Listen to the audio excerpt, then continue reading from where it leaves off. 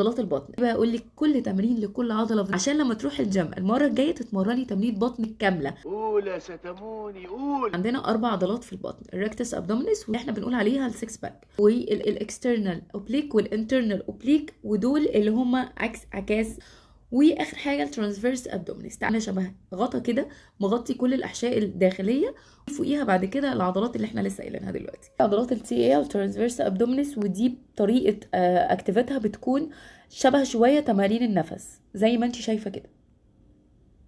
ودي انا اتكلمت معاكم فيها قبل كده وقلت لكم دي تتعمل يوميا يوميا، وتالي بعد شهر وقولي لي نتيجه التمرين ده كل يوم الصبح اول ما تصحي هيكون عامل ازاي، وشدة بطنك هتكون عامله ازاي.